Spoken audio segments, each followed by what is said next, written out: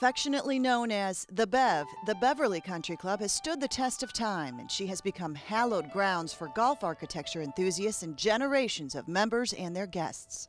With a golf course designed by the eternally masterful Donald Ross, the Bev is celebrating her centennial with a membership that treats everyone like family.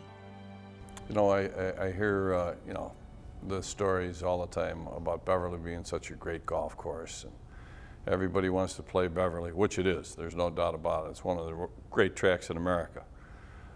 Chicago's got some of the greatest golf courses in the United States right here in Chicago. But I tell you what, the thing that they miss about Beverly, I think, is the uniqueness of the membership. You know, you just got just a group of really kind, caring, giving individuals who really, for the most part, care about one another. And that, I think, kind of falls through the cracks when they talk about Beverly Country Club. Well, we all love the golf course, but what I value most are the friends that I've met here, the friends and the relationships that I have had over the years. The best way to summarize Beverly Country Club is that it has a golf course with a lot of character and a membership that's full of characters. I mean, this is really a great group of people who get to play a great golf course every day. This is not your typical stuffy, upper end elitist club. Tucked into the bustling neighborhood at 87th and Western on Chicago's South Side, Beverly is an experience from golf's golden age of architecture. The Bev's recent renovations of Ross's original design have maintained the spirit of the legendary architect. This is a credit to her membership and the renovation team headed by Ron Pritchard. It ensures that Beverly Country Club will excite and enthuse future generations. You can put the par fives that we have up against any track in Chicagoland. It's Donald Ross, designed so that the greens are sloped front to back, very slick. It's straightforward. If you hit it well, you can score. If you don't, you pay the price. But try and shoot a low score here. There are two things that stand against you. A, the quality of the golf course in terms of how it makes you think. You've got to think your way around this place. You can't just bash it. It's relatively tight still, even with the tree removal. And then the quality of the greens and the structure, if you will, thereon. There are basements and sub-basements in these greens, and you really want to aim there. You don't want to be up on the roof because you're going to get into the basement and you might roll off and end up in the parking lot first.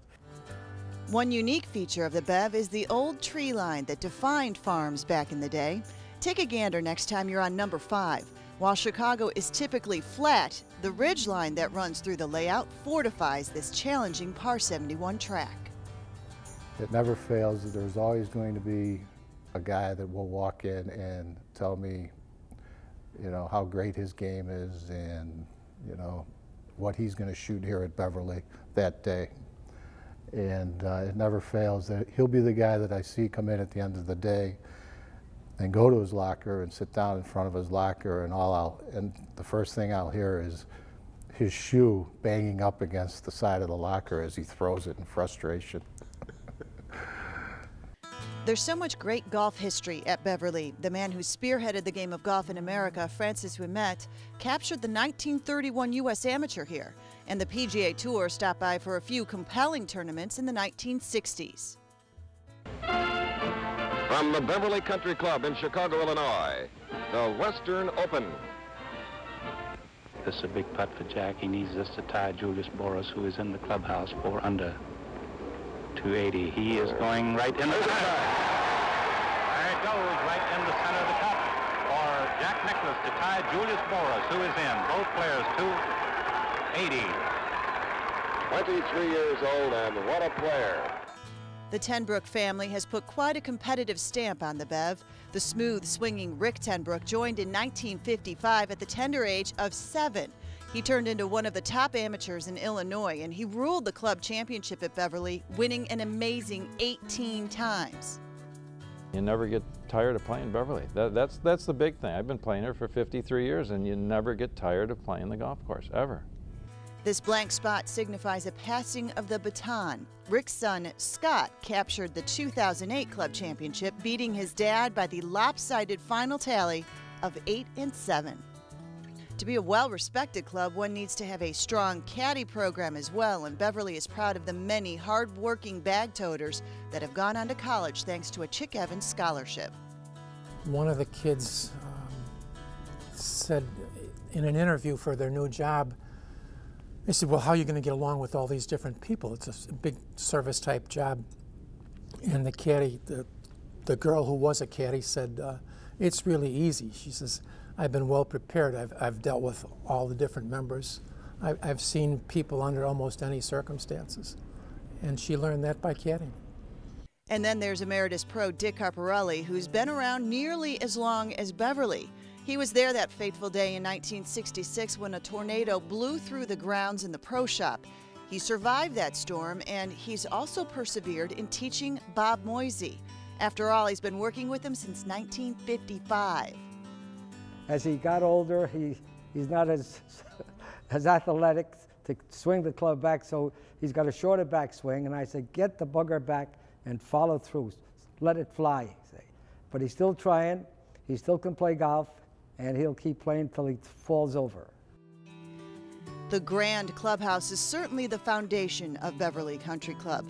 From the interesting rooms with nooks and crannies to the ornate ceilings, which could probably tell a story or two if one were to listen carefully, Beverly Country Club is a Chicago landmark and a golfer's treat on one of the finest Ross designs in Chi-Town. On the course, when you come to the 599-yard finishing hole, aptly titled A Long Way Home, you realize that good fortune has graced you and that you have just experienced a 100-year-old Windy City treasure.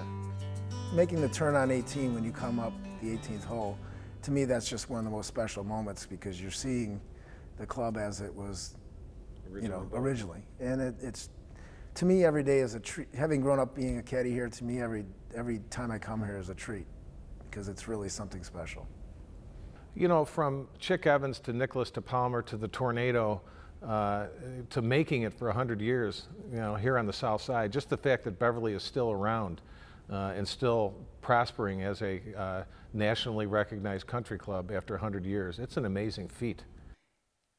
There are plenty of great tournaments on the horizon at Beverly, including the 2009 United States Senior Amateur, the 2010 Illinois State Amateur, the 2011 Western Junior Amateur, and in 2014, the prestigious Western Amateur Championship.